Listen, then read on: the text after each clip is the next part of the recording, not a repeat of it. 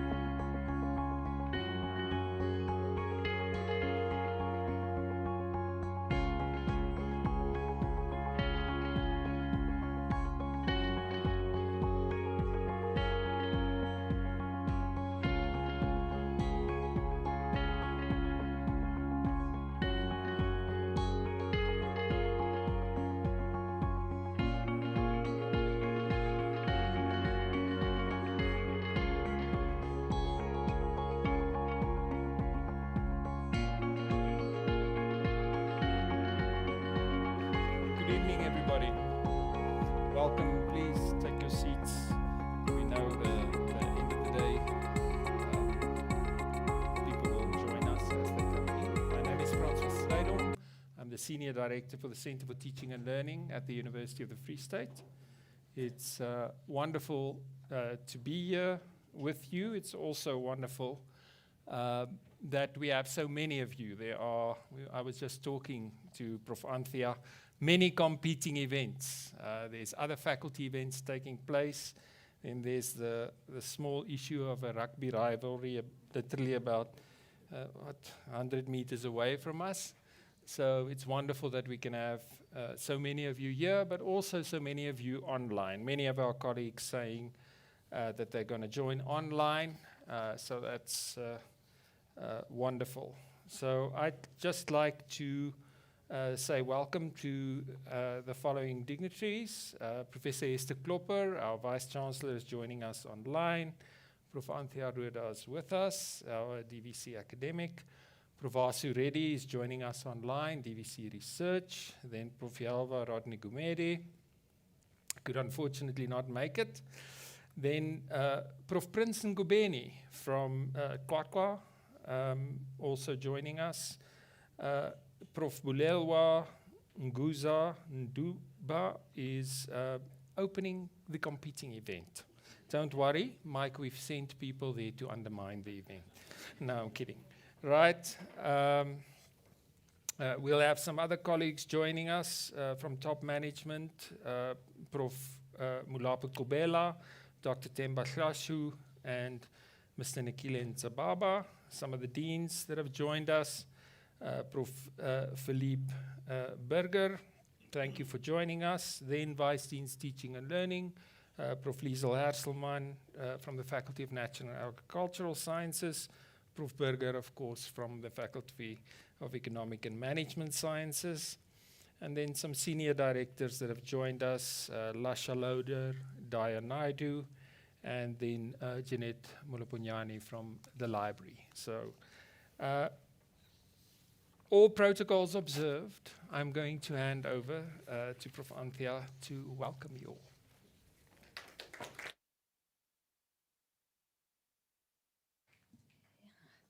Good evening, everyone. Thank you to our program director, Professor Francois Strydom, and a very special word of welcome to Professor Mike Perkins, our distinguished guest and speaker this evening. I still remember last year when Tiana said to me after the Teaching and Learning and Teaching conference, where you were one of our keynote addresses, we must get Prof. Perkins here. Here he is. It happened. So yes, welcome to the University of the Free State. Professor Johan Rousseau, who this evening will serve as a respondent. As indicated by Prof. Strydom, we'd want to acknowledge Prof. Klopper that will be joining online, as she's also then making her way to the rugby. I do want to acknowledge all our senior management, our deans, vice deans, and my fellow DVC colleagues. Colleagues, good evening. The rest of the staff from the University of the Free State, students that have also joined us here this evening. Prof. Jita, lovely venue. Oh, thank you for hosting us. I can't remember that I've been here. We have lovely venues here at the university. So it's really a pleasure to welcome you this evening to this public lecture titled Rethinking Assessment in the Age of AI.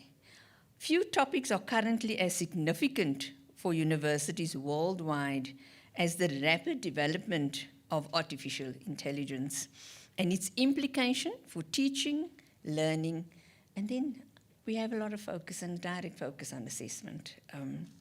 Generative AI has introduced new possibilities in how knowledge is produced, accessed, and shared. At the same time, it challenges some of the assumptions that have traditionally underpinned assessment in higher education. It also questions authorship, originality, academic integrity, and the nature of student learning are now being debated across institutions globally. Last year, sometime I attended a quality assurance workshop as well, and people started, a panel, and people started saying, but we need to ensure that the students are independent thinkers, inquiry focused. And I said, but AI has not introduced that. We were doing that way before AI. So if we just reflect on where we come from, we always wanted students to be independent thinkers. But for universities, this moment calls not for simple reactions, but for thoughtful reflection and scholarly leadership. We need to consider how our assessment practices can still meaningfully evaluate learning, critical thinking, and creativity at a time when technology can perform many of the tasks students were previously expected to master. I always say that I'm a physiotherapist by training, and you need to be able to assess gait when someone has had a stroke, and I don't think AI can let you do that. You need to know how to do that. When someone walks in the street, you need to know, there's something happening there.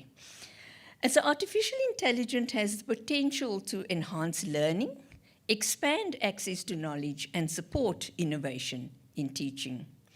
The challenge before us, therefore, is not whether AI will shape the future of higher education.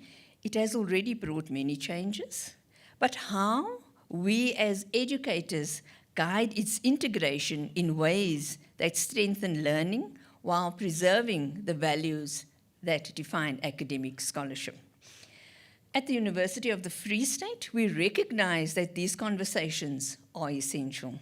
As educators, researchers, we have a responsibility to engage critically with technological change and to ensure that our teaching and assessment practices remain relevant, ethical, and intellectually rigorous.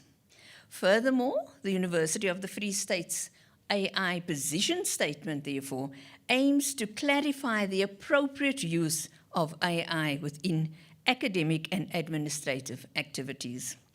Informed by the goals of Vision 130, the institution does not impose a blanket restriction on the use of AI, as it believes that by using new and emerging technologies, the quality of learning, teaching, research, and business processes could be enhanced.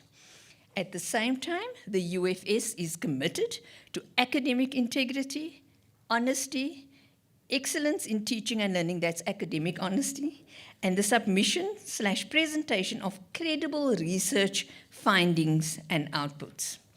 To elaborate, the UFS commits itself to 4 interdependent guiding principles for the use of AI tools in the undergraduate learning and teaching, namely human-centered AI approach, use of technology to innovate and advance knowledge, academic rigor, integrity, and honesty, and to build capacity and foster education. As I'd like to remind us this evening, just of the components of our AI statement, which we approved, I think it was last year, which was approved by the Senate. When we reflect on human-centered AI, that aims at prioritizing well-being, autonomy, and dignity of staff and students in all AI applications, while serving human needs, values, and experiences, rather than replacing or diminishing. The person is always important and will remain important. The use of technology to innovate and advance knowledge, as it is stated within our statement, AI is a pervasive technology and should be harnessed to enhance efficiency, streamline processes, and transform traditional education methodologies through contributing and guarding the knowledge economy rather than exploiting it. We've also highlighted the academic rigor, integrity, and honesty, and therefore we want to uphold the fundamental principles of academic integrity and ethical conduct. Therefore, at the UFS, staff and students are committed to producing academic work that adheres to scholarly standards in the accurate citation of sources, appropriate collection and use of data, and transparent acknowledgement of the contribution of others to the ideas, discoveries, interpretations, and conclusions. And so when we reflect in our statement on building capacity and fostering education, we highlighted that AI literacy and skills must go hand in hand with fostering human critical thinking, creativity, and agency to ensure that technology enhances rather than replaces the essential role of human judgment and intellect in academia. The University of the Free State is therefore committed to ensure, as I've mentioned a few times, academic integrity and the quality of learning and teaching, as well as the quality of research and our engaged scholarship as we embark on the use of AI. With that said, we are particularly pleased to host Associate Professor Mike Perkins for this evening's lecture. His research and international engagement place him at the center of global conversations about how higher education can respond constructively to the opportunities and challenges presented by artificial intelligence. We are therefore grateful that you have joined us this evening to share your insights with our academic community. Professor Perkins, we are delighted to welcome you to the University of the Free State, and we look forward to the ideas and perspectives you will share with us tonight or this evening. I thank you.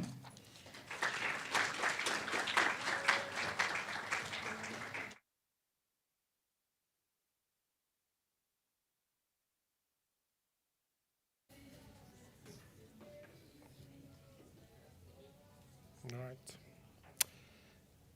Okay, colleagues, just to give you a bit of an overview of the evening and the flow of it, I'll introduce the different speakers. But before I do that, Prof. Gita, as a dean, welcome. Thank you, as Prof. Rura said, for having us here. So I'll introduce Prof. Perkins shortly.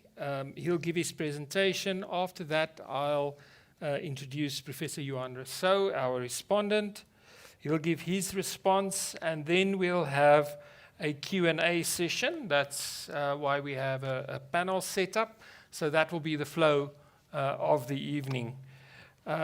So let me tell you a little bit about Professor Perkins. That's already had wonderful engagements throughout the day, starting with engagement with leadership this morning, already talking to faculty, colleagues throughout the day, as he will do in the next couple of days. So Associate Professor Mike Perkins is the head of the Center for Research and Innovation at the British University, Vietnam. With a PhD in management from the University of York, he has emerged as a global voice on AI assessment and ethical integration of AI in education. Dr. Perkins is renowned for developing an AI assessment scale, translated into over 30 languages and implemented across more than 350 schools and universities worldwide. His work addresses the critical intersection of technology, academic integrity and assessment, and the ethical implications of AI in the educational setting. He leads research in the equitable application of generalized AI or Gen AI, and provides guidance to educators and policymakers responding to the challenges that this new landscape creates. His expertise is sought after as an advisor to institutions globally and helping them to integrate generative AI to enhance student learning and while preserving academic integrity. Mike, a warm welcome, and we look forward to listening to you.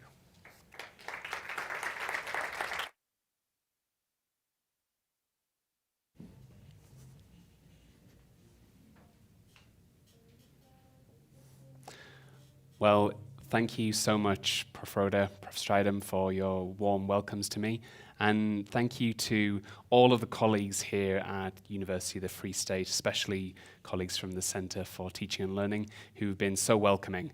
And a thank you to everybody who's joined us here in person and online. This is a session for you. This is a session for you to try and understand where we are now and where is the next move forward in our academic journey. What I'll be covering in the session today, I'll be exploring how we've actually gone from the launch of ChatGPT to the situation that we find ourselves in now, and more importantly, what can we do about this in the next period? How can we change? How can we move forward and adapt what we do to the new realities of the situations? So if I could have the slides pulled up. Thank you. So before we begin, let me just expand a little bit more on how I got here in this position. So here I am. This is me in my first year of being in British University Vietnam in Hanoi. My university had done some promo shots for new faculty, and I was walking past a school one day and saw myself, the literal words in my mouth, good luck on your forthcoming exams to all the students, and I thought, wow, okay, this is great, and I carry on strolling down the center of Hanoi, and then I see the next poster, a little bit more accessible. Good luck to the students in their exams, but not quite so much luck to those students. How did I get to be in this position? Well, I was studying management at the University of York, and I decided to take 1 year after my PhD to move to Vietnam to take up a lectureship in management. And that 1 year, we extended that a little bit. 1 more year and 1 more year, and until we have 12 and a half years later, and I'm still at British University Vietnam, BUV. We are a private institution located in Hanoi, and we operate with some similar challenges to UFS as well. We also have the majority of our student body as English as a second language students.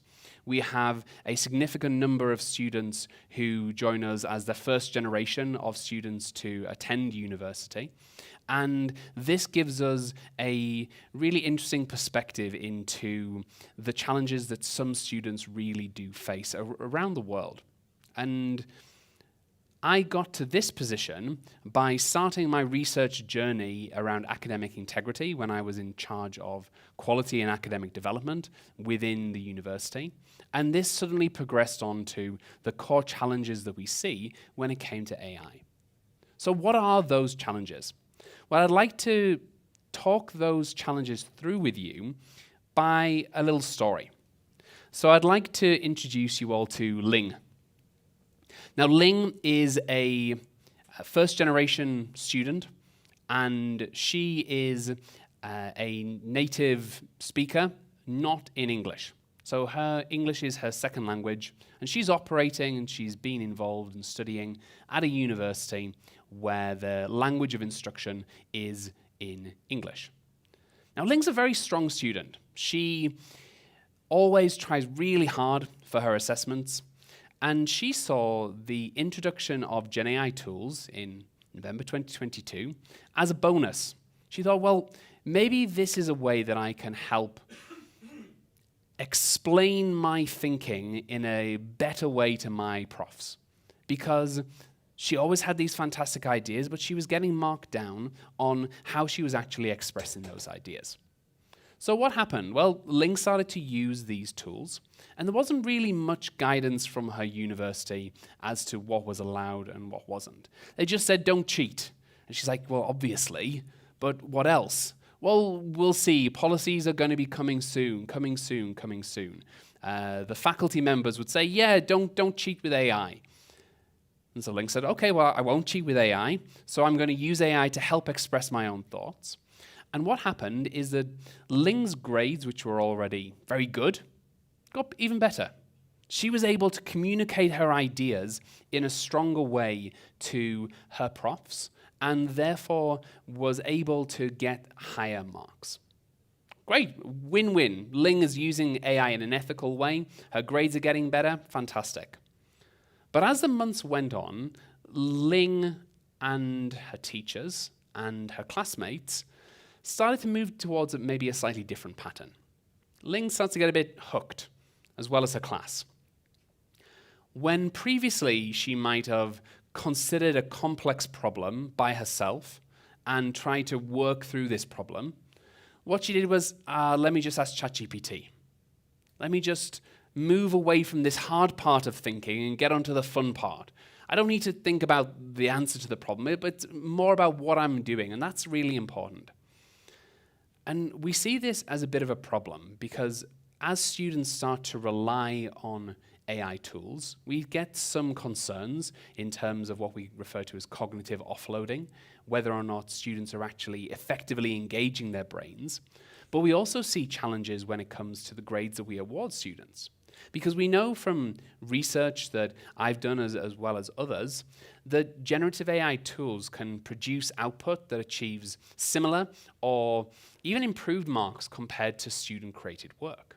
And this is why it's been such a widely adopted tool, because students go, well, I can get great grades using this.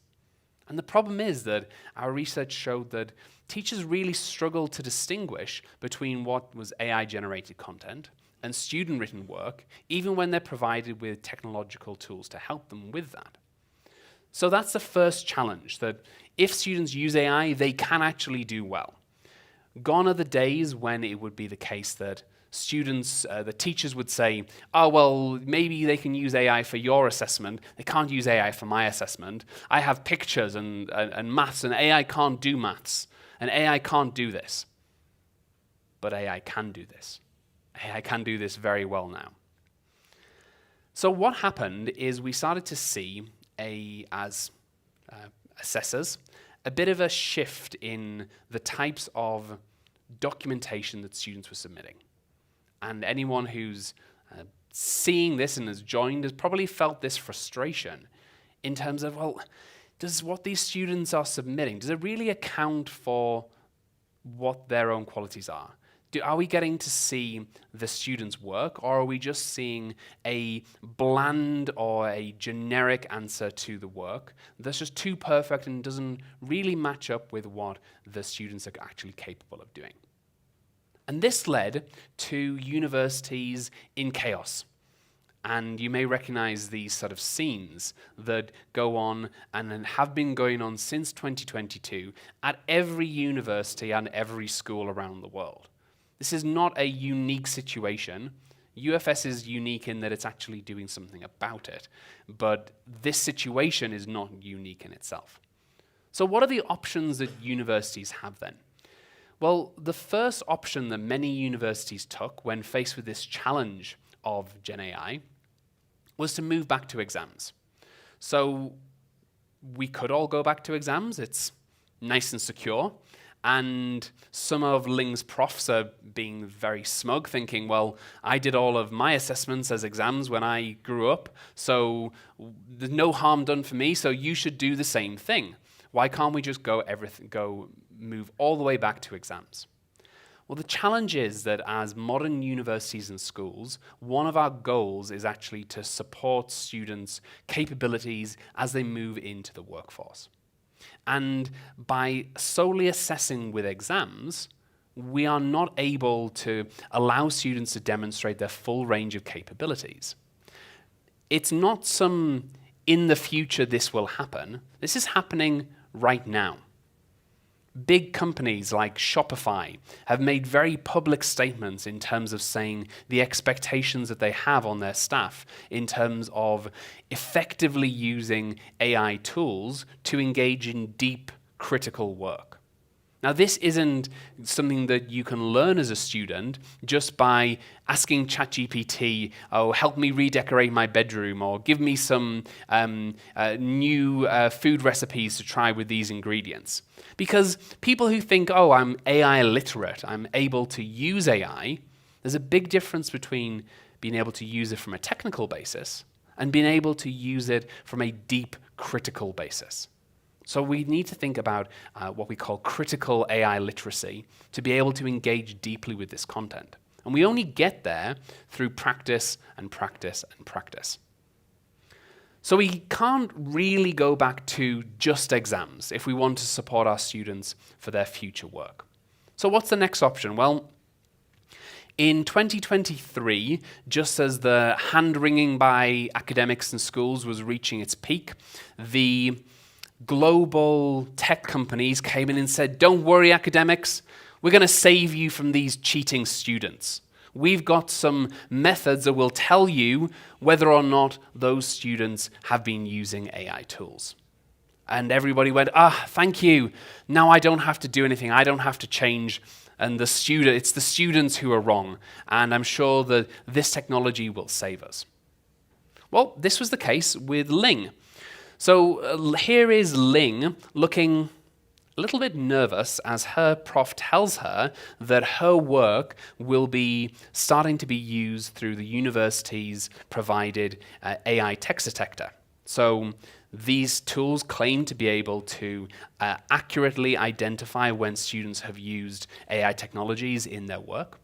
And Ling is looking a little bit concerned because she's been using AI in what she thought was an ethical way for the last year or so.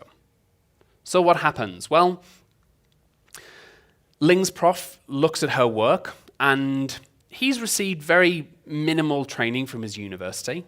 He said, if any, a lot of academics actually found out about this software when they opened up their Turnitin tools to Mark and simply saw a new feature. Check for AI, it's 99% effective. Don't worry, go ahead and use this. And he just sees this number and says 60% and goes, oh, well, I think I've got to give a fail for that. So Ling receives her mark, and Ling has received a 0 on her work. And now her university's been very generous to her. They haven't marked her down as an academic misconduct case. They say, you got one chance and you can resubmit your work. And Ling thinks, well, that was my work. Yeah, I used AI, but it was my work. It wasn't the work of the AI tool. But okay, what happens there? And why is this a challenge? Why is this not just, well, Ling used AI tools and the AI tool detected her work? That sounds about right. One of the problems comes about from the inequity and unfairness that we start to see from these cases. Because although Ling got detected in her case, her classmates who were just spending their time partying, not working like Ling did, all they did is they used some little tips and tricks and some tweaks that they saw on TikTok to enable them to evade the university's AI text detector. And the problem with these AI text detectors is, yeah, they exist, but they don't work. And you will have companies who will come and tell you, no, our tools are improving all the time and they're getting better and they do work. But I'm going to tell you that they don't work well enough to make decisions about academic integrity. Because that's our job as academics and teachers. It's not the job of software. And they especially don't work when they're faced with any methods at all to try and hide the origin of the text. If you are a student and you want to use AI and you're really committed enough, you can fool any AI detection software. We tested this by taking some AI-created pieces and testing them across a range of AI text detectors who all claimed accuracy rates of between 80 and 99%. And we found that with the unmanipulated content, just raw AI output, we actually saw an average accuracy across those 7 tools of under 40%. Now, we were quite surprised by this because our goal was to try and demonstrate how we can make adjustments to AI inputs to receive different types of outputs. So what we did is we use prompting to simply say, make this text more complex, make it simpler, rewrite this like it's a first-year university student with English as their second language. Tools will do that, no problem. Add in some spelling mistakes, add in some grammar mistakes. And when we put that text that was still all directly produced from an AI system through the detectors, what we saw is that that accuracy dropped down to 22.2%. A far cry from these claims of 99% accuracy that many of these software companies were and still are making. So Ling thought, well, okay, I'm a good student. I can do well without these AI tools. So the next assessment I'm going to do, I'm not going to use any AI tools whatsoever. I'm just going to do it all by myself. And she still got a 0. How does that work? Well, the challenge is not so much of a problem in terms of false negatives, because not detecting students when they have used AI is a broad challenge for academic integrity, but it pales in comparison to the challenges we see with false positives. A student hasn't used AI, but the system says to their educator that they have. And depending upon the university or school they're in, the implications for this could be huge. This could mean just to write this paper again, or it could mean, depending upon the student and their academic journey, that they fail their program. And this is a huge challenge. And AI tool companies will tell you how small as a percentage the detection rates, the rates for false positives are. Any false positive is a huge risk for a university or a school. And this has been brought to light, especially so in the last month, when we've seen the first case of a student successfully suing a university for giving them a 0 for a claimed use of artificial intelligence technology that they claimed they did not do. Now, universities who have this software active should be taking a very close look at this, because this is now suddenly a very, very large risk for them in terms of financial risk, institutional risk, reputational risk. This is a major concern. So where does that leave us then? If we can't just make all of our students go back to writing exams by hand the whole time, and we can't use technological methods to try and evade this, because we end up with this huge arms race backwards and forwards, and tools used to humanize text and then detect the text that's being humanized, and we just go backwards and forwards. Maybe we can start to look at some form of AI integration into our assessments. But this does cause challenges.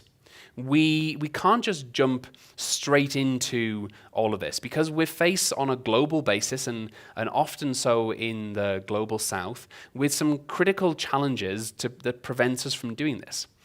The first one being that educators can't teach what they don't know. So if you have faculty or teachers who don't know about AI themselves, how can we expect them to train students on how to use AI effectively? Asking teachers to embed AI into their assessments is a bit of a step too far if teachers have never used the tools themselves. So what happens then is students don't learn how to use AI ethically from their teachers, they learn how to evade AI detection from TikTok. Second challenges is we do see issues on a global basis with a lack of infrastructure.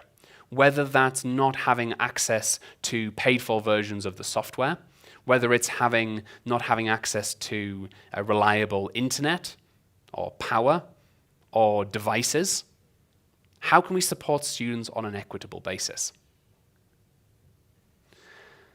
Maybe in a rural school, you have one teacher with a device, trying to find that connection and streaming that to, an old laptop, trying to show students on their laptop what they can do. And yeah, there's free tools available that could counter the cost of the software, but there's trade-offs here as well in terms of the security of the data that we are willing to provide to these external providers. So we need a few more nuanced ways of thinking about this, rather than just banning Gen AI tools because it's simply not possible, or ignoring that students are using them. How can we actually integrate them into our educational practices? Well, this comes with its own set of challenges, and we have to be able to make sure we're actually supporting our values as educators when we do this. Because we've got to make sure that learning is actually taking place, that we're training students to act with academic integrity, we're supporting students fairly, no matter their level of income or their background.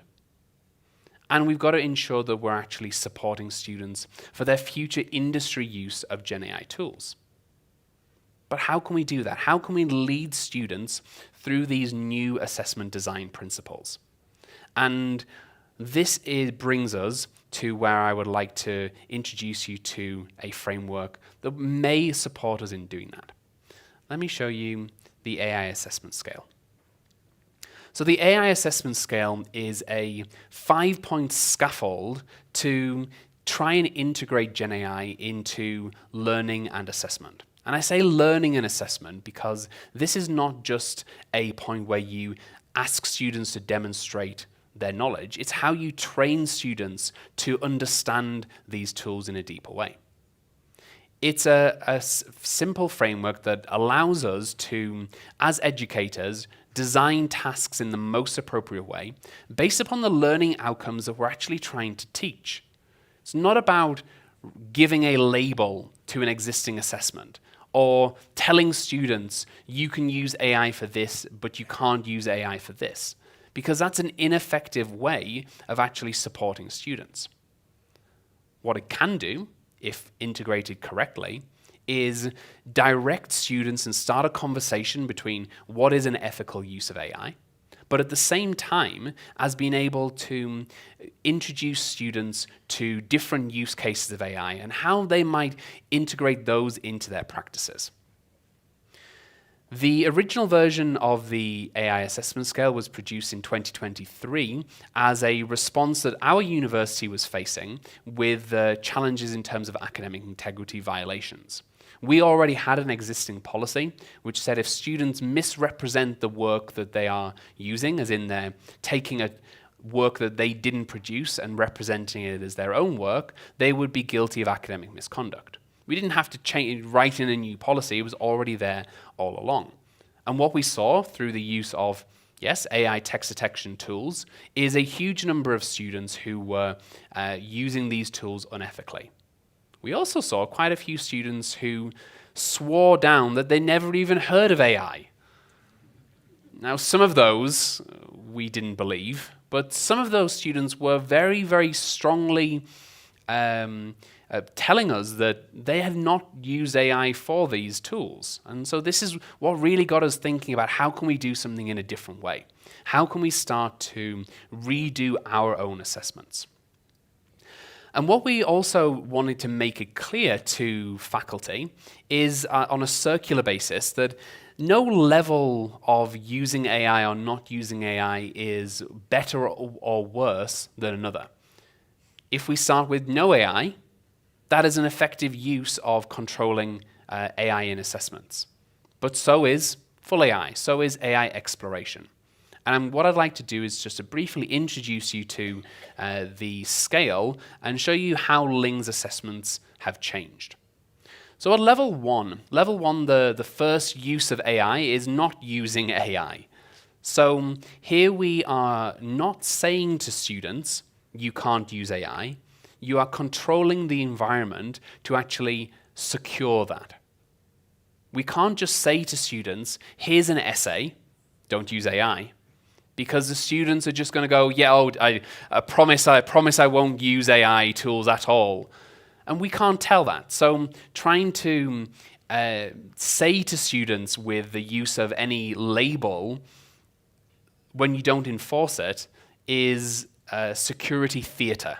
We're all pretending, but in reality it's not making a difference. So when we say a controlled assessment environment, why are we doing this? Well, we're doing this when we have some sort of a high-stakes supervised assessment, or we're assessing a task which requires a demonstration of foundational knowledge.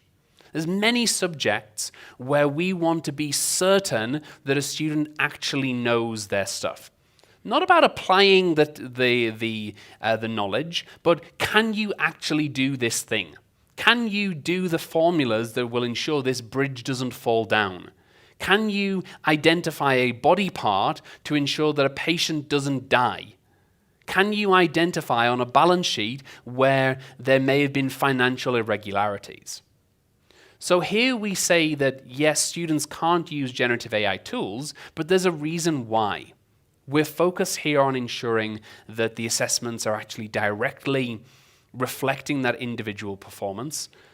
But we also have to be aware that inclusivity challenges with this in terms of ensuring all students are able to demonstrate their skills are considered. Now for me, I know I don't want to be sitting in a hospital bed in 30 years' time with a doctor there who graduated in 2025 when they could just use ChatGPT for all of their assignments. No, we have a lot of cases where we want to really say this is important, so we're going to remove any technologies from there. But that doesn't necessarily mean an exam.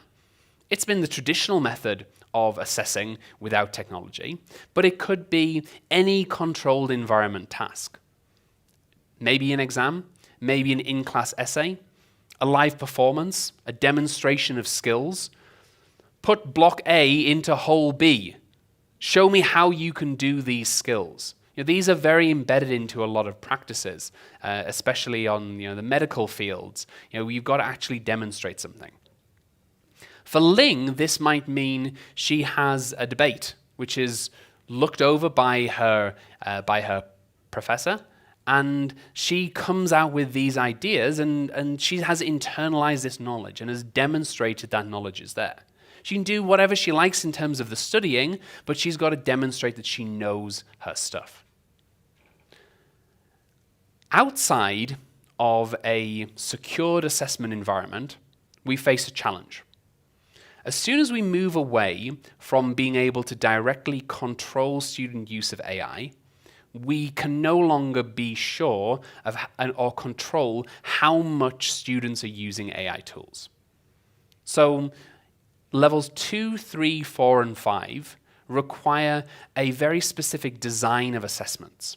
And what I'm working with on UFS faculty over this week is showing faculty how they can actually redesign their assessments according to these principles. So in level 2, we don't just say to students, you can only use AI for planning. What we do is we say that the activity has actually been created to focus on ideation, on brainstorming, on outlining, on initial research, and that is the task. Because if we just say to students, oh, only use AI to check some ideas, again, the students are going to say, what? Only for ideas, yeah, no problem. So we have to set the task accordingly. In this task, you are going to do some brainstorming with or without AI and present a list of ideas. And you submit that list of ideas, and then you take those ideas and do another assessment with those. So AI is used for one very specific element at the start of the task. It's not a label that we apply. We focus here on students' ability to refine and select AI-generated ideas and take these forward into a next mode of assessment.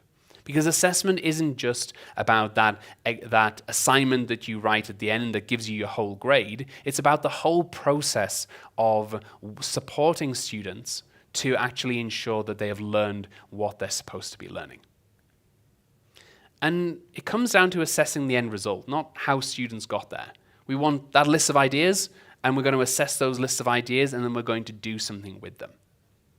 So for Ling, this might be she is working by herself or in small groups to work with an AI tool to come up with these different ideas of generating initial topics, evaluating which topic could be suitable to move forward, and then presenting her idea in a separate assessment. The next level of the AI scale is AI collaboration. So here we say that AI can be used to help complete the task, whether that's with drafting text, revising, or editing. And people go, whoa, whoa, whoa, you're allowing students to use AI to create text? Like, well, they're doing that anyway. So let's not pretend that they're not. Let's assess according to the realities of the situation and think about the tools and technologies that students are genuinely using and train them how they can do that in an ethical way. Because the emphasis in this level is not about getting AI to do the work, it's about maintaining the student voice and ensuring the student is able to actually evaluate the AI-generated outputs and produce something that is worthwhile and is a correct answer. You don't get there just from asking ChatGPT these questions. You've got to have that fundamental knowledge, which may involve several level 1 assessments to test that they have this fundamental knowledge, that they've learned some things, and then they can move forward into actually bringing AI into their own practices. So here we're thinking about the concept of co-creation. We're not trying to say, ask the students, you've got to tell me which parts the AI wrote and which parts you wrote, and you've got to highlight these sections that the AI created, because that's not how students use AI. Students use AI tools fluently throughout their work, a process of writing, of rewriting, of drafting, of changing. And at the end of the situation, if you try and ask a student, well, what did you write and what did the AI write? It's very difficult to parse the two things. So here we might ask some elements to explore the process. So we're asking students to explain how they got there. Show me what your voice is. And we can do this, maybe through a reflective component, explaining how those AI tools were used. So we ask students to reflect on their practices. Or we maybe ask them to demonstrate prompt logs and say, I want you to evaluate the prompts that you use to get to this end position. Which were your best prompts that you used, and why have you selected these as your best prompts? Now, sure, I can just ask ChatGPT the same thing, but we're starting to we can use AI as a reflective tool. And I actually set students a prompt to help them with their reflection. I set the prompt using a reflective cycle, and it asks students a series of questions on the different areas that they've learned, because students are bad at reflection in general, so they can get some support from doing this. The next level of the scale is full AI. And in full AI, we say that you can use an AI tool to do whatever part of the assessment task that you would like. But it also is the level where we may specifically ask or require students to start to integrate AI into their practices. Up until this point, the primacy has been the learning outcomes. What is it that we want students to actually learn over the course of the module? When we get to level 4, this is when we start to integrate an understanding and an investment in time into AI tools themselves.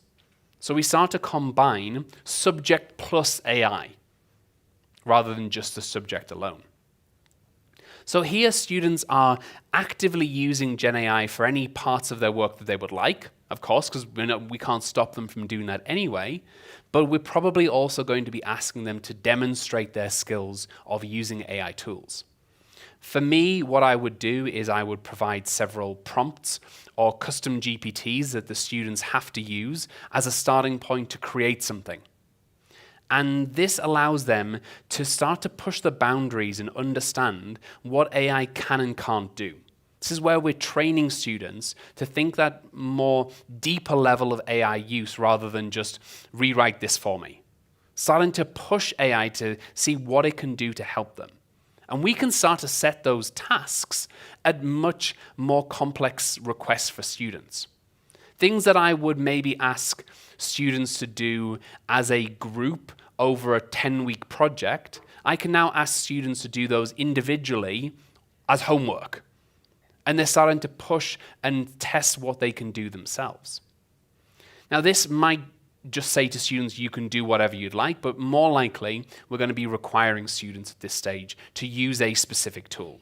If we require students to use AI tools, we've got to be able to provide them with those tools, making sure that either we have an equitable access to a free tool or a university-provided tool to ensure that we have some form of at least attempting to level the playing field. Now, what types of assessments? Well, this is going to be fully customizable depending upon the student needs. It may involve things like a multimodal creation, image generation, bringing together forms of assessment that you wouldn't have thought reasonable to ask a non-technical student to do. For Ling, this might be her creating her own digital persona, her own deepfake. Deepfakes is another area of research for my work. You often hear deepfakes, this term used as a bad thing. But a deepfake is simply a digital representation of a living person, as opposed to a synthetic avatar, which is a living person or just simply a digital created figure. So Ling may have to use a range of AI tools to create a script, to create a background, to create B-roll footage, to create her own presentation, putting all of these together, and then she explains her process in what she's done. Now, our old version of the scale thought, right, that's it, job done. Full AI, that's as far as we can go. And then we realized there's further. The technology is changing so dramatically, so quickly, that we needed a next level. So our final level was this idea of AI exploration. We recognized that when we created this version of the scale in 2024, this was not going to be the end of AI technology. And we've seen the continued creation of further tools and further focuses, things like agentic AI, AI swarms, setting one AI task to support and set a whole load of other AI tools to do something else entirely. So where are the limits? This is where we move from, at the earlier levels, subject focus only. And then in level 4 full AI, we're saying subject plus AI. Here, we're moving more towards AI plus subject. So we're testing how far students can push the boundary. This is not going to be an assessment that you set a group of 1,000 students of first years doing an introduction to a course.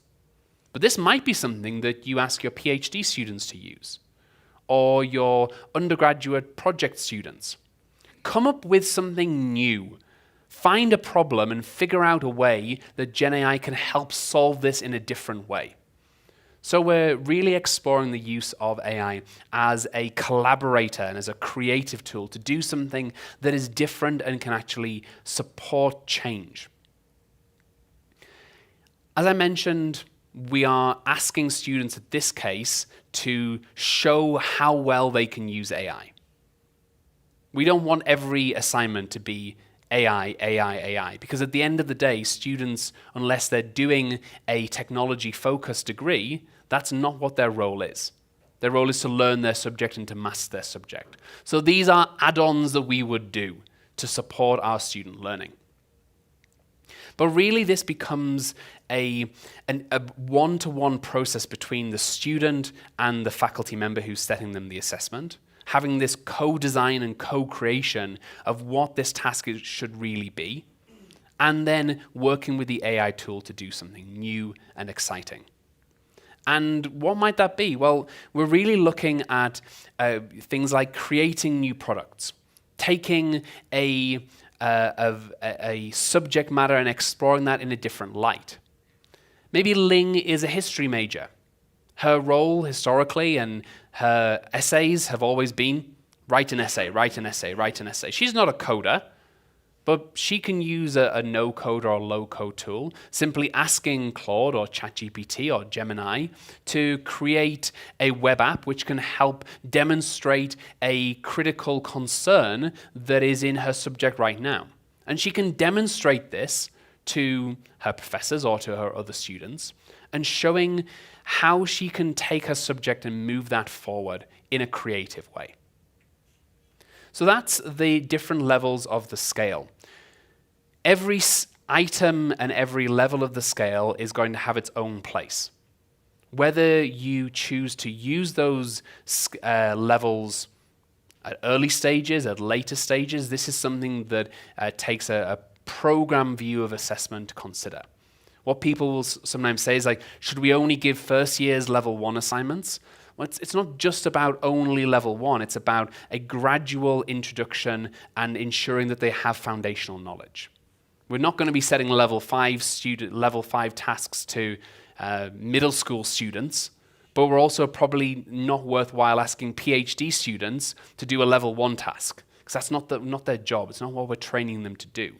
So thinking carefully about why we are setting a task and thinking about the learning outcomes is really critical. Now, as has been mentioned, the scale has been translated into a range of different languages. The QR code will take you to the website, aiassessmentscale.com, where you can see more information about this. But if you are a member of faculty thinking, this sounds like something I would maybe want to introduce, but it's hard, and yeah, assessment redesign is hard, well, we have something for you. We have created a custom GPT that's free to use if you've got an account on ChatGPT, that will take you through the process of redesigning assessments according to what you care about. And the first thing that the tool will say is, what's your context? Are you university? Are you high school? Are you middle school? What country are you in? What are your students like? And the second thing it will ask you is, what are the learning outcomes you're trying to achieve here? And then it will take you through a process of trying to identify what might be a starting point for an effective assignment. It's not an assignment writer, because you're the ones who know your students and know what you want to test. But it can give some ideas, and this might be helpful for you if you're considering testing out the AI assessment scale. We did have a paper very recently released talking about some of the challenges that we have seen in some of the implementation problems. So if you are thinking about from maybe an institutional perspective or even a class perspective, do take a look at this, because we do see a certain number of problems when people just take the AIAS and apply without really thinking about this. Some big problems, for example, in terms of simply sticking a label on an assessment and saying, there we go, I've applied the assessment scale, level 3, level 4, level 5, whatever, it's a tick box. Now we've got to have that redesign and think critically. So thinking critically, this is not what we expect from our students, and it's not how we support ourselves. It's not what we're looking for. We're not trying to say to students, oh, just use AI for that. Universities and schools have a long tradition of supporting and training students, and AI tools don't change that. AI tools don't change our values. They don't change the purpose of education. They offer a challenge, but they do also offer some opportunities. We need to be proactive to work with new technologies, whilst also trying to mitigate these risks. These risks are going to continue, and we will see other technological risks come in as well that will also cause us challenges.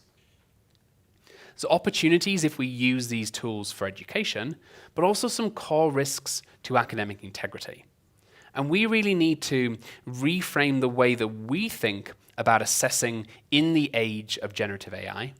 And we believe that using the AI assessment scale might be one way to help with that. Now, if you'd like some more information on the tools, I've got a few QR codes here. aiassessmentscale.com is our project website, which we're adding to all the time. Do feel free to follow me on LinkedIn if that's a platform you use, where I post my papers and thoughts on AI and assessment. And on the right-hand side, you also have the AIS Custom GPT.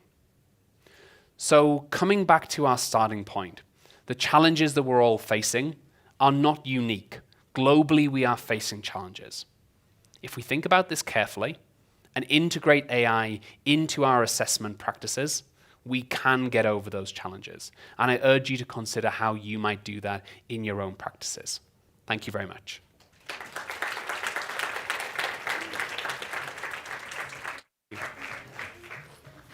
Well done, young man. Thank you. Take a seat.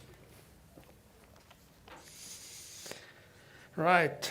Thank you very much for that. We were introduced to Ling last year, but one can certainly see how Ling's world has become complex only, I don't think it's maybe 5-6 months maybe, and it's become so much more complex. So thank you very much for that, Mike. So now, colleagues, we have the treat of listening to Professor Johan Rousseau. I was a bit naughty this afternoon, and I almost created a Gemini-based biography for him, but luckily he sent it to me. Professor Johan Rousseau was introduced to the philosophy of technology by one of the pioneers in the field, Regis Debray. My apologies for the pronunciation. Although my name is Francois, my French is much, much worse. Under whom he studied at the DA in the philosophy of systems at the University of Lyon. In France, from 2001 to 2002. Prof. Rousseau then went to Monash University in Australia to write one of the first doctoral theses in the world on the work of pioneering philosophers of techniques and memory, Bernard Stiegler. Prof. Rousseau is the author of 25 peer-reviewed articles and book chapters. He's published in South Africa, France, the UK, the US. Is well known in South Africa as a commentator, very frequently in Rapport. Has published over 800 opinion pieces and essays since 1990 in a variety of South African and international newspapers, magazines, and sites. He's also an author of 3 novels, of which the latest was selected as number 93 on the top 100 Afrikaans novels list. Rousseau has also translated a number of books into French, from French into Afrikaans, my apologies, including 2 Tintin albums, as well as his latest novel by France's leading contemporary novelist, Miguel Houellebecq. He has been working in the UFS Department of Philosophy and Classics since 2012, where he has served as an academic head of department since 2018. It is a pleasure to introduce him. He is a dear friend of CTL, and I love to say a critical friend. So we look forward to your response, Prof. Johan.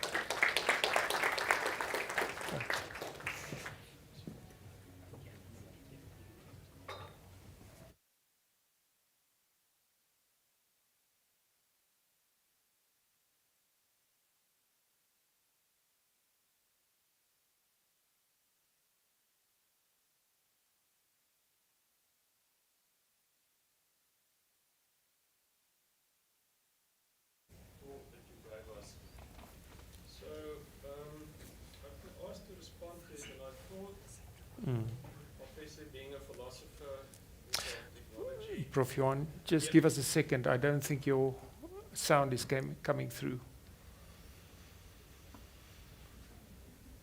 He's just switching on a button. Not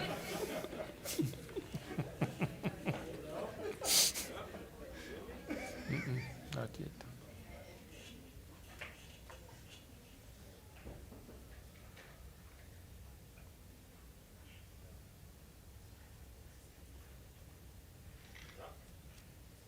Is it working?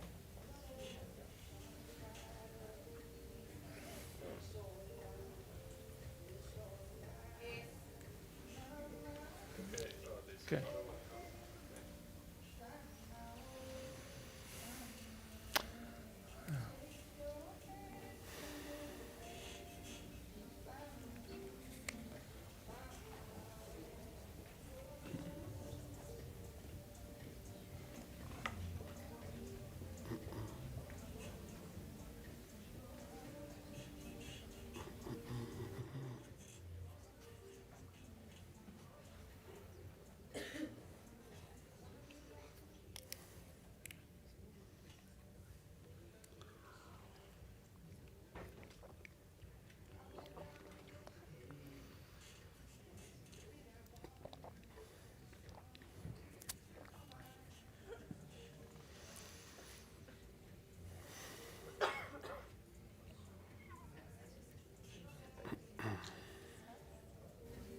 Okay. That's it. There we go.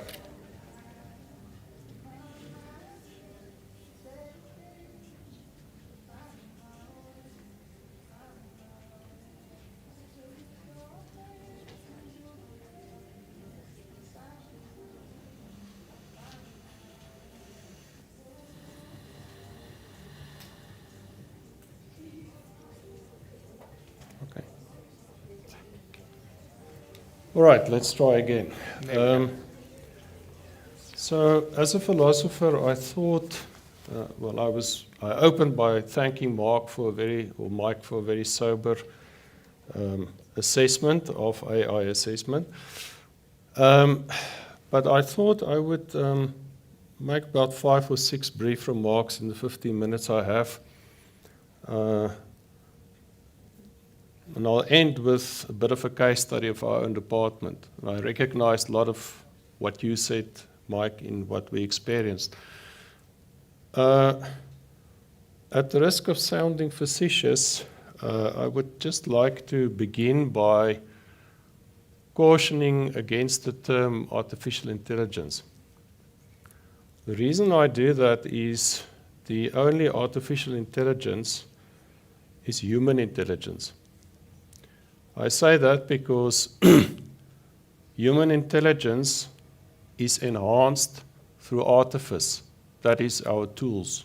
And that runs from the stone knife to the papyrus, to the stylus, to the microphone that works or doesn't work.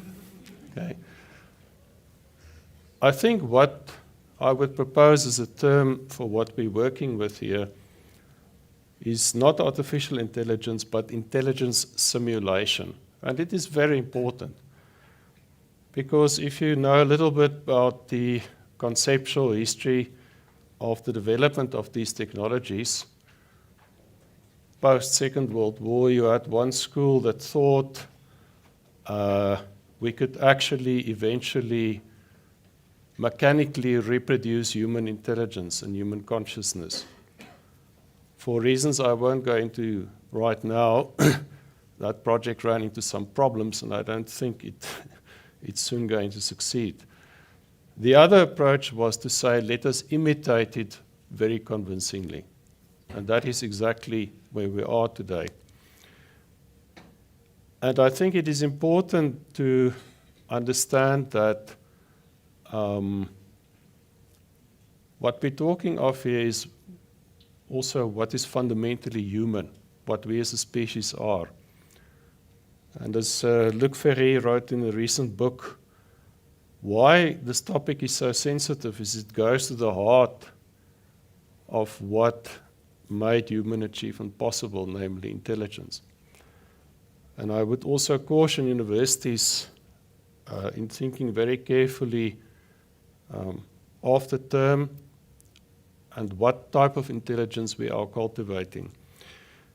The second of my 6 points is just very quickly to say, I think Mike also touched on it, the way we adopt intelligence simulation and adapt it is very much a question of context. In South Africa, we know we have a hugely dysfunctional public education system. We know that for most of our students, English is their second language. And just an interesting statistic, Professor Strydom, you will remember Professor Alice van Beek. And when I came here in 2012, she told me about research, which according to memory goes like this.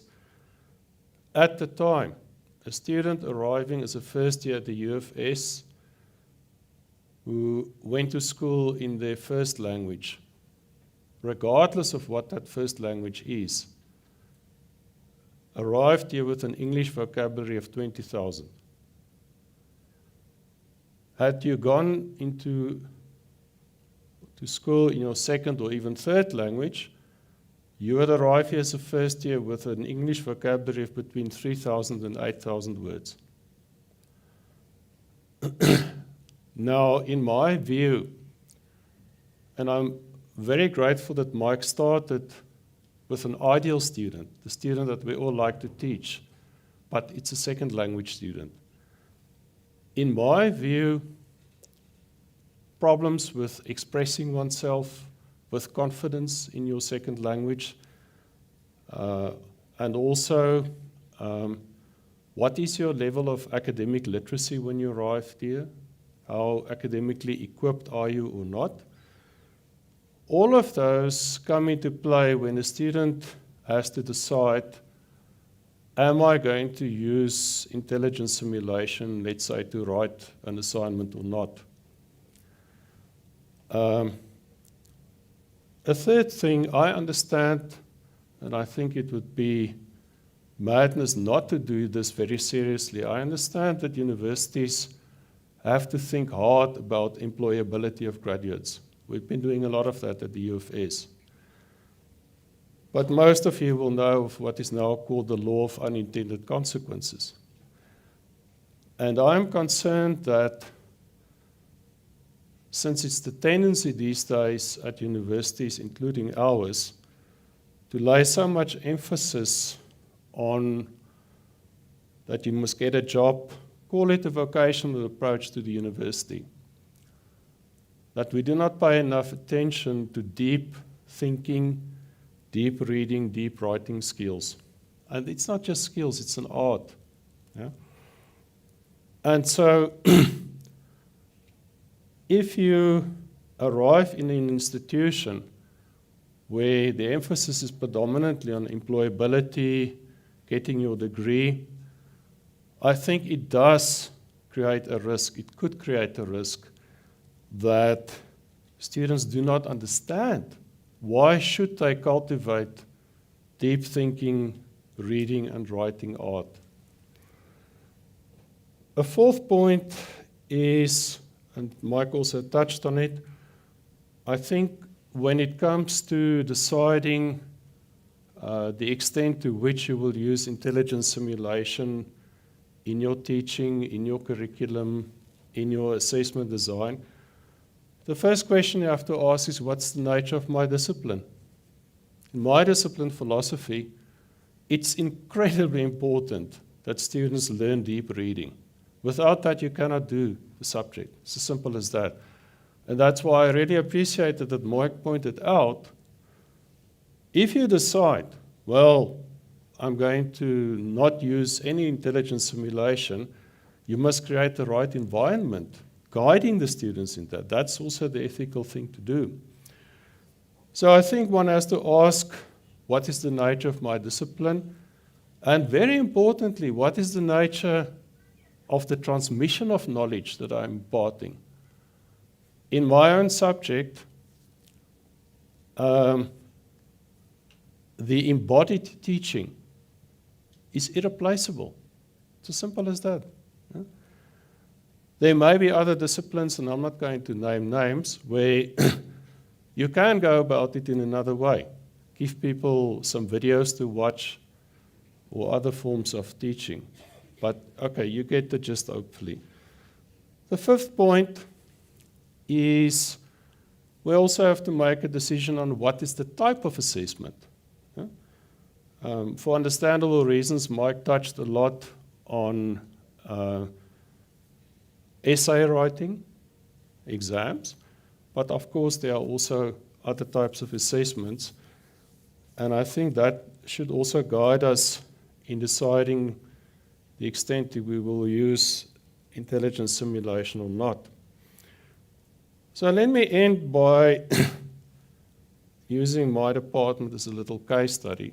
3 of my 4 colleagues in philosophy, including myself, do dabble in the philosophy of technology. We are technophiles. We're also, shall I say, big users of Apple. It's just better consumer technology.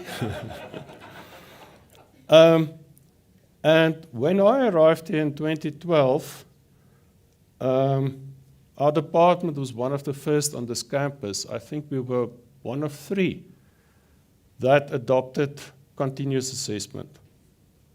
Why did we do it? Well, we want to test our students' insight in philosophy, not rote learning. Now this we refined over the years, and where we got to around about 2022, the start of the IS era, is it would work like this. You would come to a double period on a Monday, we'd give you a little break halfway through. Let's say your lecture would be about Plato's Cave. Then on Thursday afternoon, you'd have your tutorial. You would have the opportunity, especially in the first year, after the first couple of weeks, to discuss the discussion questions in the language of your choice, because we believe in translanguaging, and we found if students had the confidence to choose to discuss a question in their first language, gave them more academic self-confidence, averaged more than 5% on their marks, helped them to paraphrase, and very crucially, to learn translation between English as the medium of instruction and their own life world and concepts. And then when you get to class on next Monday, the first 20 minutes, you would write a comprehension test, but not just anyone. We used the thing, we still use it, it's known as the 4-line argument. I don't know if you know it, Mike. It works like this. We'll give you a statement. Plato's allegory of the cave has now become an outdated view on the importance of overcoming ignorance. Discuss using the 4-line argument. Line 1 would be, I say, and you give a reaction to that statement. Step 2 would be,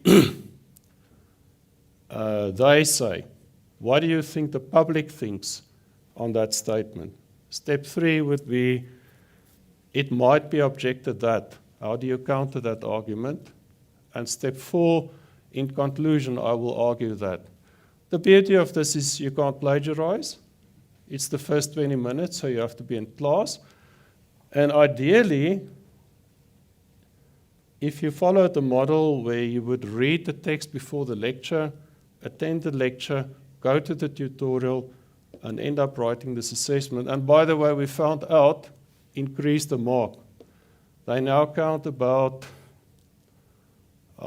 it used to be 60% of your final mark at one point. What then happened with the IS era starting?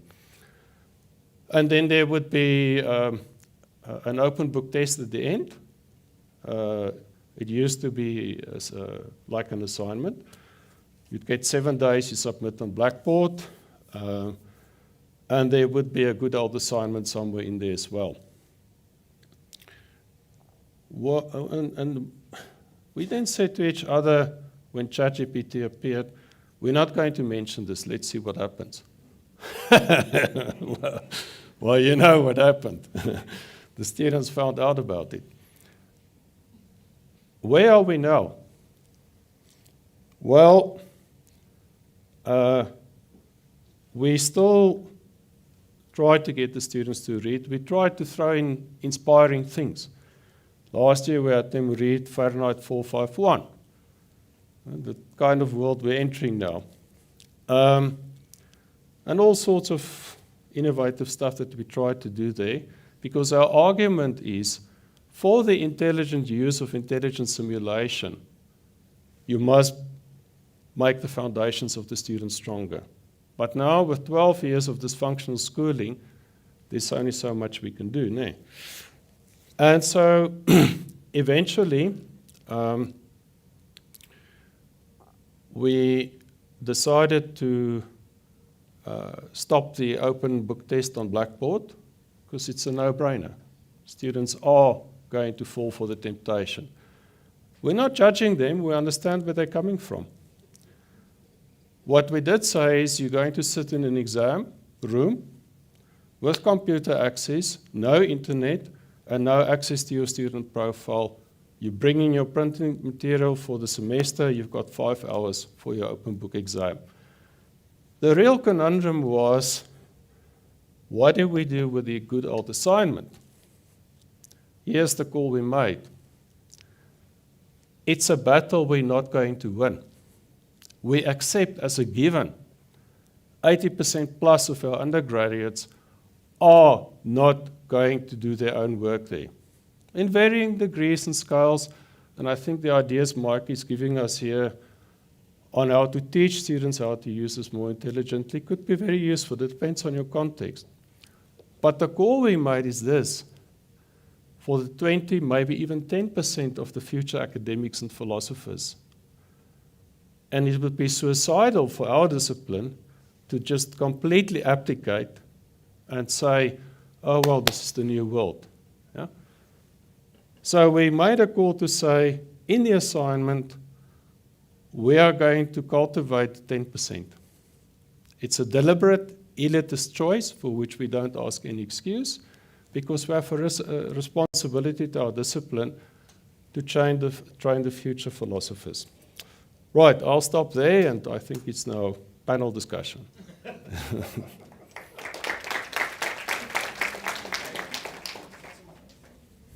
Right, Mike, you want to join us? Right. Here we go. Donkey. Right. Let's test. I'm sure your battery is fine. Can we hear you? I think I'm okay. as You're well. also Yeah. okay. Right. So thank you very much, gentlemen. Colleagues, we have a nice amount of time where we could have some questions from you. Please feel free. Yes, go for it, Angela. Do we have a roaming mic? There it comes. Thank you so much. So, as somebody who has changed my practice because of the talk that you gave at the Teaching and Learning Conference, I really have enjoyed everything that I've been able to listen to from you.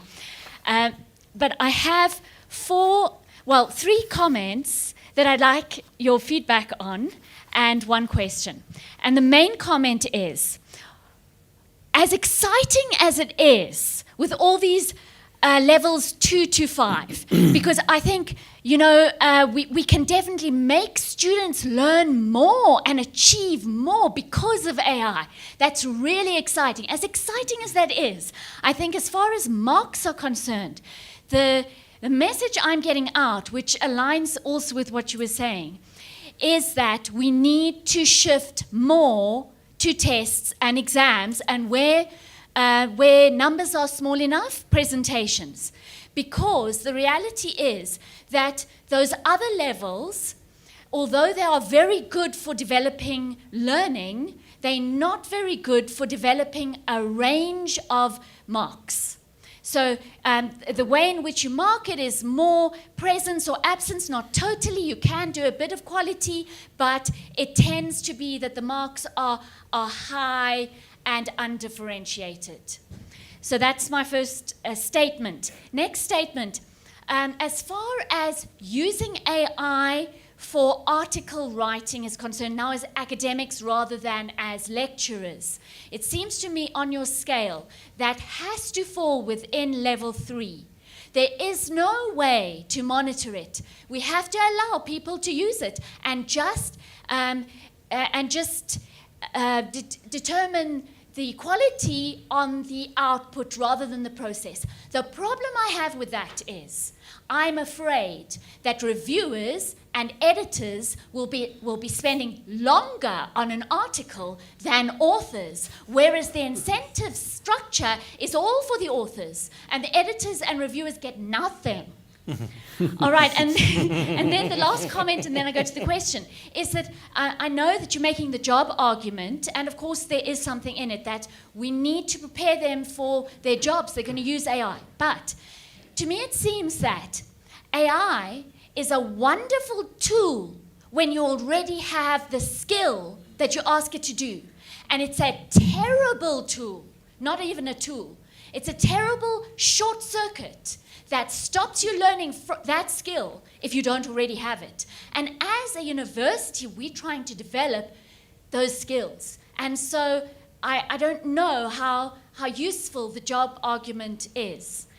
And then the question. So there's been various responses from, I suppose, the world, but definitely in South Africa at various universities. And a prominent university decided to get rid of all AI detection software because they say you can't be sure. What is your opinion about that? Because maybe it is actually still a good tool because it does still show sometimes correctly. So isn't it maybe a good tool within a lot of other tools, or is it a dangerous tool because it gives sometimes, well, quite often, wrong information? Thank you so much. Thank you. Yeah, thank you. So I'll go work backwards, and you might have to remind me of your earliest comments. The question, what do I think about them removing the AI detection? Bravo. They should be. There is no university which should now, after last month's court case, be looking at their own use of AI detection tools and still thinking that's a good idea.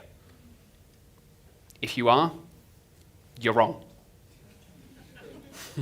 There's now not even a debate in the academic integrity field. This is a settled answer. You will find some dissenters who will say, oh, AI tools, just used for cheating purposes. We've seen that this is not the world that we live in, and we have to work with the situation that we're in. And yes, we can do that through moving more towards exams if that's the discipline focus. That's absolutely fine. But to try and defend the use of AI tools just because we don't want to do the difficult job of changing our own assessment practices, it's lazy use from a university of a tool to try and say that this is something that is going to help us, when in fact all it does is stops us from moving forward. So this is the way that universities have been moving towards for the last several years.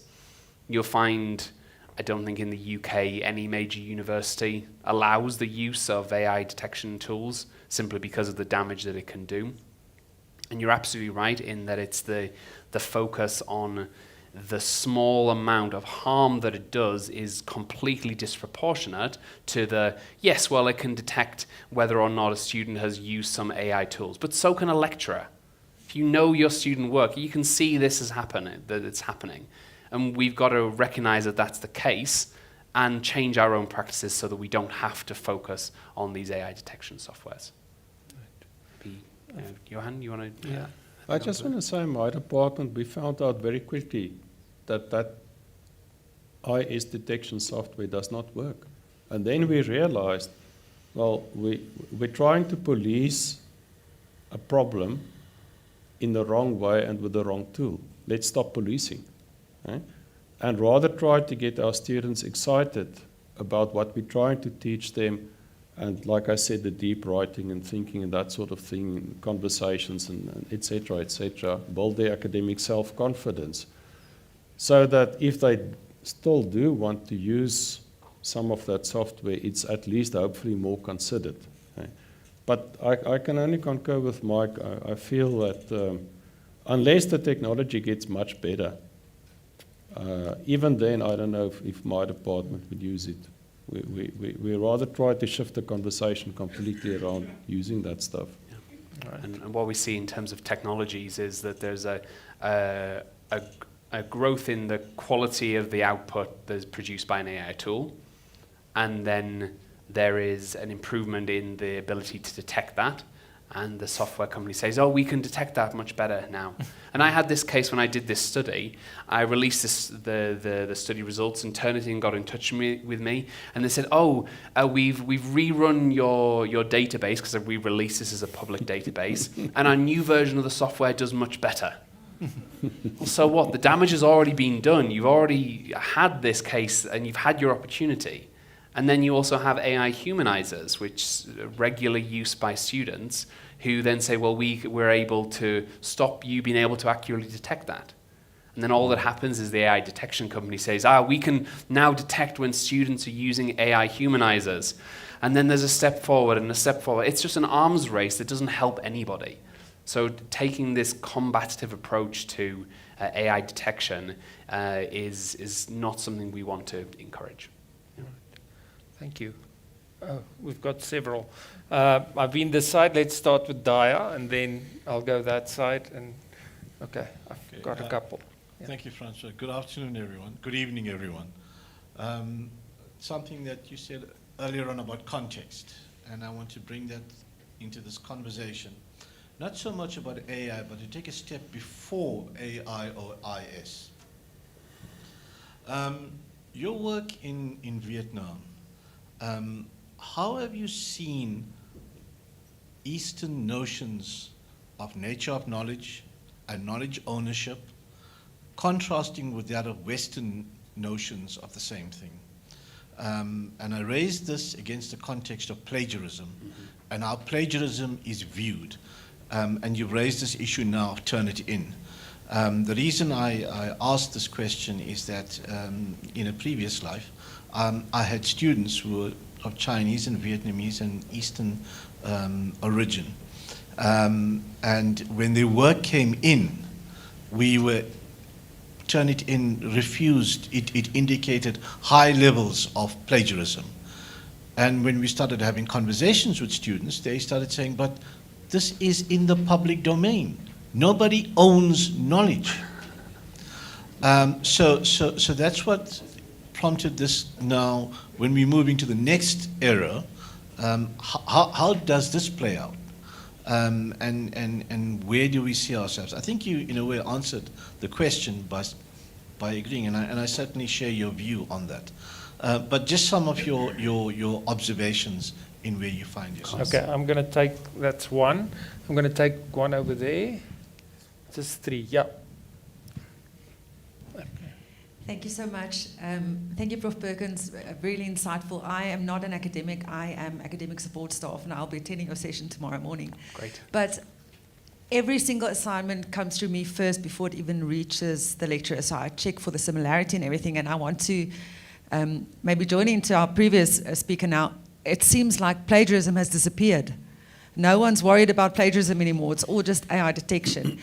And I was wondering, coming from the point where we know students are using it, and I work with only postgrad students, so we do applied theory. So they learn the theory and they have to go apply it in their assignments. And so the chances of them using AI is more, because there's no right or wrong. I can mark you right on this or wrong on this. It's how you apply what you've learned.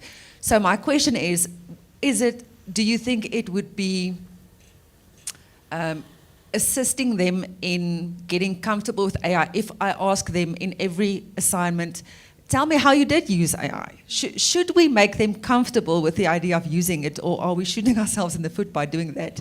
I don't know how to, and obviously we can't penalize them in any way if our completely unreliable checker says that you used 100% of AI because, you know, it's not trustworthy. But how do we enforce anything regarding the academic? I'm not an academic, so I don't know if the academic integrity is fine. That's the professor's job.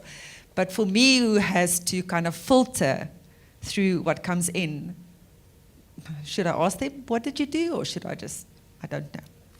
Sorry, could I address, because otherwise I'm going to lose the comments. Okay. So in terms of the what we see in Vietnam, the Confucianist view of knowledge production and knowledge sharing relies heavily on a globally owned base of knowledge, and it is considered historically in the practices of Confucianism that knowledge is repeated verbatim, and these are the teachings of our elders, and therefore we demonstrate our skills by being able to remember and recite the teachings. And so this comes out, and when I started working in academic integrity in Vietnam, we would get these arguments from students. But this is what you said. Like, so, and I've just repeated what you said, and I've repeated what this person said. Yeah, but that's not what we look for in the British system. So having these different approaches, trying to support students to get in touch with a different academic perspective when they have a base knowledge that is entirely different, was a real challenge. And the Vietnamese public school system also focuses a lot on rote learning. If you can remember what somebody else has said and you write it down, you have learned. Maybe you've internalized something, but reciting is not necessarily deep knowledge, because when it comes to the UK perspective, we want critical thinking, and that's the emphasis. But what does that mean? If somebody said this, what do they really focus on? Now, this concept of plagiarism has changed. As to the second question, plagiarism hasn't gone away, it's just become a bit more hidden. We still use Turnitin to detect similarity, but now we see very few cases, because the students who might otherwise have plagiarized will lean more towards AI-gerism instead. Or the material that they would have copied verbatim, they will just, with a simple tool, they will spin that using an AI spinner. We've had these, Quillbot has long existed, and this means that it sort of gets hidden, but plagiarism in itself doesn't go away, and how we deal with plagiarism and academic integrity doesn't go away. We think about what a student has done and what a student hasn't done. And if a student is misrepresenting the work that they have done, that is academic misconduct. Doesn't matter whether that's misrepresentation through copying and pasting work and not citing it, or whether that's through a lack of declaration of their use of AI tools. And you can ask students to say, tell me how you did this, tell me how you reflect. And in the session tomorrow, we're going to talk more about that as well. So asking students for reflections, asking students to show their process is an important part of developing a culture of academic integrity when we have AI around us, because we've got to learn how to apply these so that we don't get, as Angela, as you were saying right at the very start, this focus on just a shortcut. We don't want students to shortcut, but we've got to teach students how to do that to avoid that shortcut. Students don't just know it. If we don't know it, how do we expect our students to know it? So we've got to look at this from, yes, an assessment perspective, but also from an education perspective, in terms of teaching the teachers, teaching the students, and making sure there's the effective environment from an institution that will allow all of these practices to work together. Okay. You want to add? Right. Okay, we had more questions. Moiketsi, and there's online questions as well, but my mic has gone rogue. So take the person closest to you. Yes, there we go. Right. Thank you very much for the opportunity. Now, I'm in one of those modules that's principle-based, and I need to work with the students. They first of all need to understand the principle before the application can come in. And what I've seen from the students is, from my perspective, I'm using podcast with them for preparation work and what that's been done through generative AI. But still, when I get the feedback from students and I ask them, well, did the preparation from the AI that I've produced for you, does it help together with my content? It still comes back to say, it helped, but it was only clearer after the lecture really took place. So that's just, again, a proof for me, and I've done it now quite a lot, that the human in the loop still needs to be there for our students, and especially, and I think for our students that's first language is not English, it's just easier for them to get it from a lecturer, a person, real person, the understanding from that. Then my second thing that I've worked in schools as well in the rural areas, and what I've noticed there is AI has got no place there yet. Especially if you spoke about the schools and the collapse of the high school education, or the high schools that's there.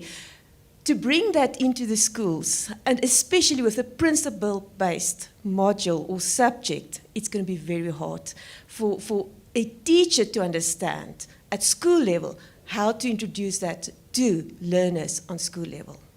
Okay. Yeah. Thank you very much. Definitely agree on that in terms of principles. you don't have any choice but to focus on those fundamental principles on the assessment basis. So if you're a principles-based discipline, so what is the discipline? Accounting, yeah. So accounting comes from exams. So you do your accounting exams because that's how you will become an accountant. A chartered accountant is from exams. You don't do it by taking home an assignment. But also having to recognize the world that accountants are now living in, and we've seen this in practice with KPMG demanding that Grant Thornton reduce their charges for auditing services because it's easier now with AI. That's a new reality, and that is an accountant asking another accountant, no, we know how much easier this is now, so you've actually got to charge us less because this is a much easier job. And AI tools can do accounting practices and they can support that. But to teach those principles, don't use AI. You start with exams because that's how accounting has been tested, and it's how I would say that you must not jump into this habit of saying, oh, well, AI is here, oh, I guess everybody can use AI now. We've got to fight against that. And if anyone tries to represent, oh, Mike said AI is good. No, AI is good for some cases, but it's not good for others. Sometimes some levels of the scale are much more valuable in certain cases than others. So yeah, really got to push on that. Thank you very much. I see the mic is here. Before I go there, I must give some online colleagues just an opportunity. Deline? Get a mic.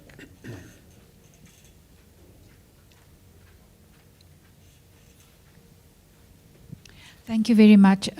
Mike, online, there's a lot of thanks and congratulations, and thank you very much for your presentation. There's a long question from Dr. Dion de Toey from the University of Pretoria.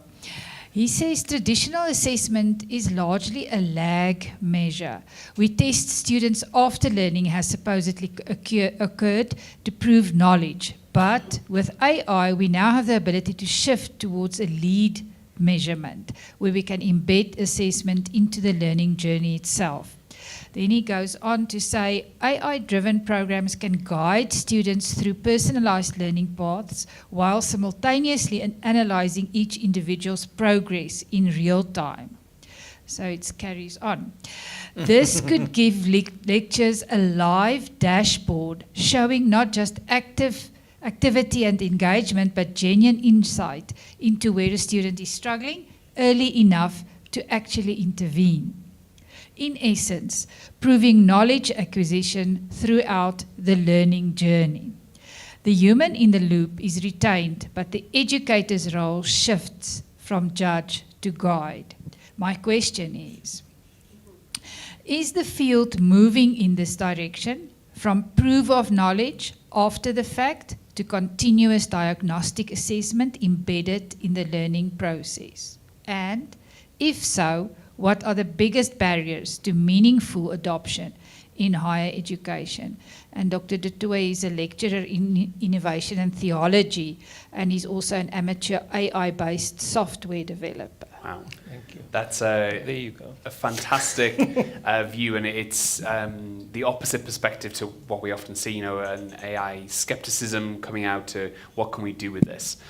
I, however, am strongly skeptical of this idea of AI tutors will support what's happening. Based upon the point that the material's there, but I didn't understand it until the lecturer said it to me. I think we're never going to be able to have AI tutors that can replace lecturers and replace faculty. But what it will lead to is a division. And this is very sad because what you will end up is a further stratification of education, higher education, where you can imagine if you can't afford your tuition fees, you work with the AI tutor and maybe the occasional drop-in of the lecturer. And the AI tutor, yes, monitors your performance and checks how you're doing. And then the other side of the fence, you see the one-to-one tuition or the one-to-small group tuition, and they're able to have those closer connections. But the human in the loop does disappear.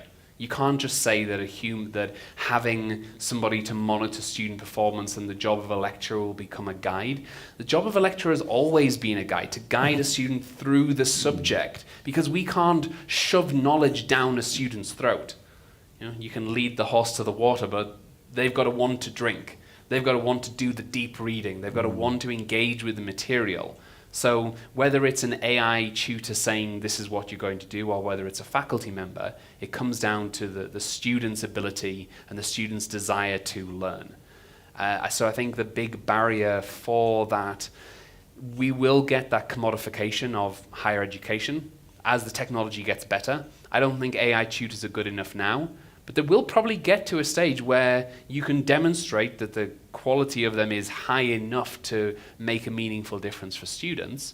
But that just means that you're going to have an increased stratification and an increase in the inequity that we already see in education. The rich get the focused tuition, the poor get the AI cast-offs, and the really poor get the low-level AI cast-offs, and this is not a good thing. So I don't think we should be supporting that model of education. I think we should be focusing on the primacy of human-led support rather than AI-led support. Thank you. Can I take? Yeah, I want to strongly support that, and I just want to add something we haven't touched on, is the fact that we are living through the collapse of print culture as we knew it. Most of us above a certain age here are the products of print culture. Okay? Now, like with all changes of technological transmission, you get some advantages and some disadvantages. But I do think that if a university closes shop on maintaining print culture, we can close the university. And this is why I can only concur with Mike that if it's not human-led and you cannot inspire your students as a teacher and as a model, what are you doing? Yeah. There was a mic there, and that's the last question. Yes, you have the last question. Hello, everybody. You can hear me? Thank you so much for such an interesting presentation. I just have a few maybe comments and a few questions. Could we keep to one question? No one comments. main question. Okay. I think you've kind of answered the question to a certain extent with the many questions that people have asked. You have put the 5 different levels of 5 different levels that we can use to assess students. And I think Prof. Yon talked about that in his study, I think he said philosophy is using AI might not be practical. And I think one of the speakers also said that in a principle-based unit, it might not be practical. So I wanted to find out, with implementing this on the ground, have you found that there are certain studies where it might not be practical to implement the 5 different? And are there situations where do you have to implement the 5 different levels, or is it a choice for, if you choose to use AI in your class, is it that I'll only use the first level, I won't go into the last level? Or is it you must implement it wholesome, or is it also a matter of the teacher deciding what is most relevant in the class? Yeah, thank you. To clarify, the AIS is not a 5-level tool for how we assess students. It's a 5-level tool for how we design assessments. So that's the focus. The focus is not on telling students what they can or can't do. The focus is on informing our practices to account for the realities. Principles-based assessments or foundational knowledge, it's not possible to test that with a level 4 or a level 3 assessment. If you give a take-home assessment to a student, as Johan was saying, they can do whatever they want. You've got to work with the students. You can't blame them. They will do that, and therefore it's our job to respond as educators with the guidelines and with the focus. in terms of impracticalities for different amounts, applying the AI assessment scale doesn't mean applying every single level and designing assessments and you move from 1, 2, 3, 4, 5, or you have to do level 5. It can mean just saying at level 1, no AI. But that doesn't mean being able to say to people, no AI, now here's an essay, go home and don't use AI.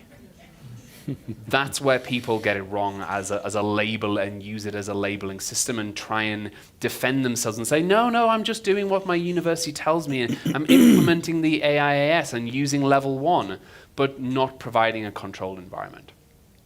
So there are definitely cases where we will see it's not feasible, not warranted, not practical to integrate some levels, but it is our job to consider where it might be and where we might want to see. Even on principle-based modules, can we help our students think differently in other areas? Can we do things in a different way that we haven't done?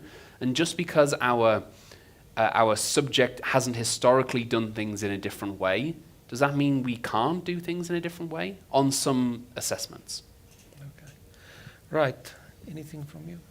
Colleagues, I think it's been a wonderful evening for me, centering around people talking about how do we learn. Prof. Johan, maybe just a BBC clip from Finland where the secondary school system is moving away from digital text to printed text. Cell phones are being removed from extramural activities for the reasons that we're discussing. I want to thank Mike for bringing such a balanced view and a pedagogically sound view around how we think about learning. Our institutions are about learning, and they've always been, and the teaching part is the guiding part. So to all of you as an audience, especially to everybody online, I'm sorry we couldn't get to more questions. Thank you so much for joining us. I have to thank many people. What I will do is I want to thank all of the leadership that has attended tonight with us, all of the academics that made time, the academic support staff. I also want to thank the CTL team deeply. I want to name them: Tiana, Tuto, Darlene, and Candace. Am I missing anybody? Darlene? The whole ASLD. Krishna, there is many of them. So to the ASLD team, thank you to all of you for staying and thank you for participating. We look forward. We are very lucky that Mike is with us. He will be talking to faculty colleagues throughout the week, and then on Friday, UCT is co-hosting a national workshop with us in Cape Town, where Mike will be sharing his perspectives as well. So thank you, and I wish you all a very pleasant evening. Thank you very much. Thank you.